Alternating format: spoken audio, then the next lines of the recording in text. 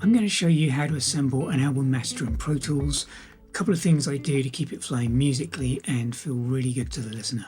Hey guys, I'm Mike. I've been a professional audio engineer for 25 years with a focus on mastering for the last 18. I've also been a touring drummer for 30 years and I'm here to share what I've picked up along the way. Assembling an album master is one of the final stages of mastering after we've EQ'd each track, but it's still part of the creative process where you get to hear the whole album come together as a whole. We're going to look at how to decide the gaps between songs, relative levels of songs, and what to do if a song has a really quiet intro but maybe a really loud chorus, and how to finesse that. We have a session with all the album masters in sequence. I've got the songs loosely placed on the timeline. The gap between the songs is a feel thing. I still get people ask about the 2-second gap. This hasn't really ever been a thing.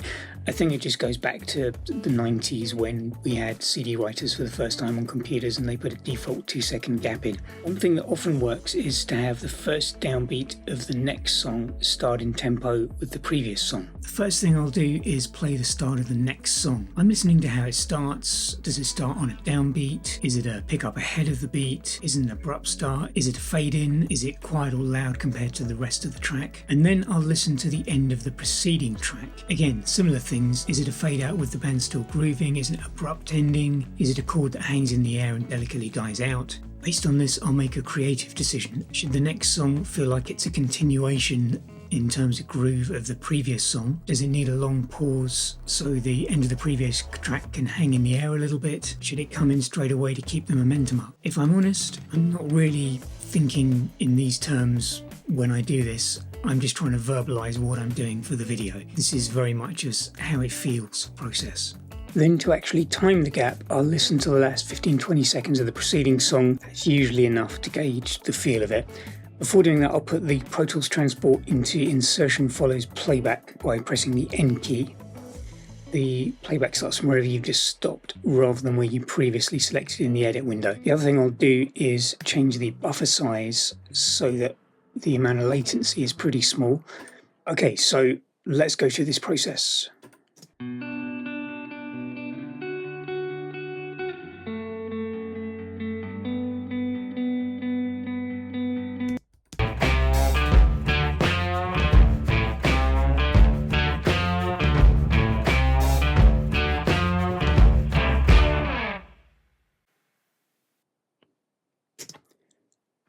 So I've just hit the spacebar exactly where I want the next song to start. For this, I was canning in tempo. This song starts on the downbeat. I've got the grabber tool here, and I'm just going to click Control and press on the clip I want to move.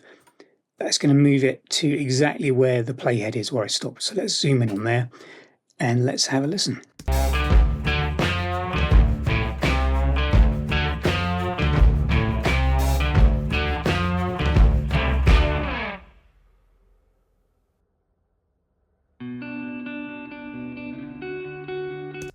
Yeah, that feels pretty good. Right, I'm going to do the next ones.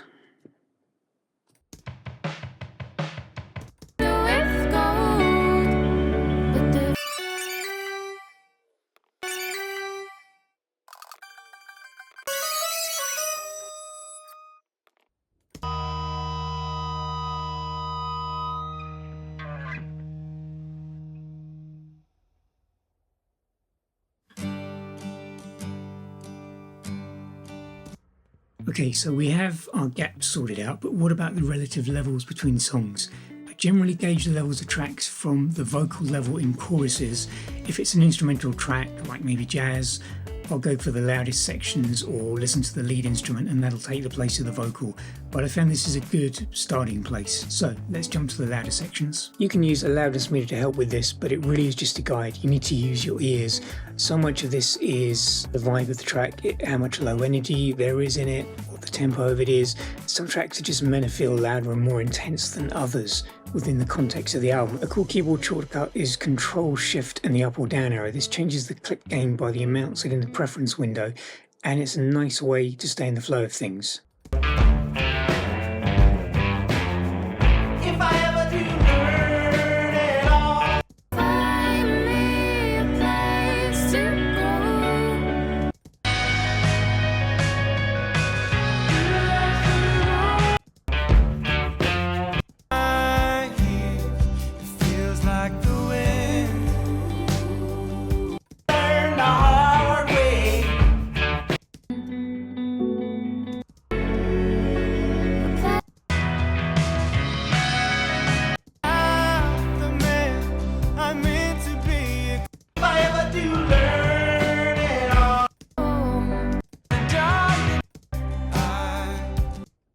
If I need to make a level change at this stage, it's usually really small because I've been checking the relative levels of the different masters throughout the whole process. If you're working on masters that you've already used a final output limiter on, all you can really do with these is turn them down, otherwise you're going to get clipping. So I start with the loudest, most impactful track and work back from there. All our songs feel good level-wise, we just need to check that any songs with a quieter intro still feel good in context. The reason we're doing this is that if there's a quieter section in a song, often the intro, that needs a little bit more impact in the context of the album, we can't always turn that up because it may be that the chorus and louder sections of that song are already at a good level. So turning up the whole song would end up with it feeling too loud. For example, you might want to increase how hard a chorus hits by just dropping down in level by a tiny amount the section just before it, so that when the chorus comes in it has even more impact. Again, this isn't something you do on every song or even on every album. Usually this kind of stuff has been taken care of at the mix stage, but just hearing things within the context of every single song,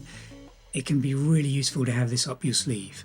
The main thing, of course, is that it needs to sound and feel invisible to the listener.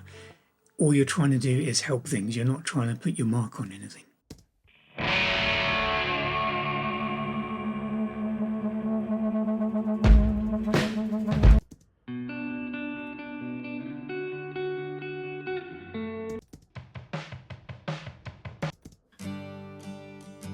These all sound fine. These are already mastered. These are just tracks I'm using as a demo for the video. But I'm going to raise up the level slightly of beginning of this one. So I'm going to go to just before the loud section, the transient, make a little cut, and then I'm going to raise this up. Let's try that, 1.8 dB, and let's have a listen.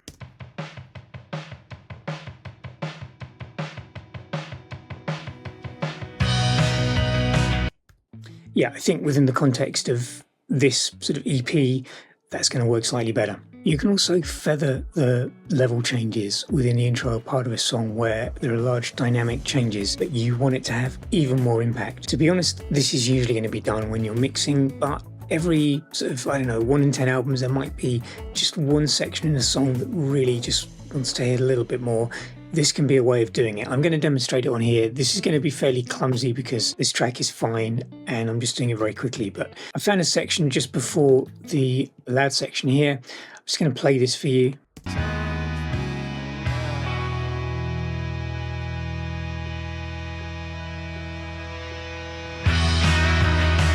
And it's fine, that section comes in pretty hard. For the sake of the video, I'm going to knock the level of this back very slightly. So I'm going to make a cut here. I'm also going to go just before the transient here. This is very, very rough. And I'm going to do a few cuts there. I'm going to knock this down 30 of a dB, this a little bit more, and this a little bit more. I'm going to go and put some very short fades in.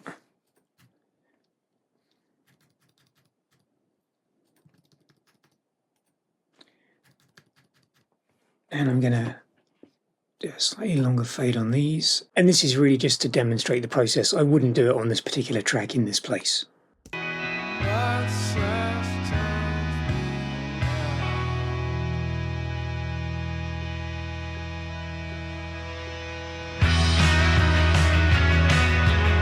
But you get the idea. You can see how that could really help if you've got some big level changes or if you've got a really big moment in a song. For example, you might want to increase how hard a chorus hits by nudging down by a really small amount the section immediately before it, so the loud section has an even greater impact. Again, this isn't a normal thing on every record. It's usually something that's been taken care of in mixing, but it's good to have up your sleeve. It really needs to feel natural and invisible to the listener. A couple of things to watch out for. When you're EQing all of the separate tracks, it's really important to keep referencing back to any masters that you've just done for that album in terms of intensity, energy level, and tonally as well. The idea by the time you get to the assembly stage is to be doing the absolute minimum. Although I've shown you a few ways that I use to judge the gaps between tracks, you can always just feel it. That's what a lot of people do. That can work great. It is a little bit dependent upon where your head is, you know, how much coffee you've had, whether you're tired, what you've just been listening to, but it's a perfectly valid way. The main thing is this is about how it feels. That being said, the tips I've shown you work pretty well 80% of the time. Try and do this part of the mastering process in one sitting without interruptions so that you can stay in the flow of it. We have a very short audio memory of things, so coming back to it, taking a break when you're trying to get the flow of an album together is not always ideal. Best thing is to do it in one go and have a cup of tea and then come back and listen with fresh ears. If you've enjoyed this video, you might like to check out this other one linked to here, where I compare my hardware ear compressors to the Fairchild plug-in equivalent. If you'd like me to master one of your songs, definitely don't sign up to the mailing list because there are discounts in there. If you like this video, please like, subscribe, comment below, all that stuff. It does make a difference. Look after yourselves and each other. See you next time.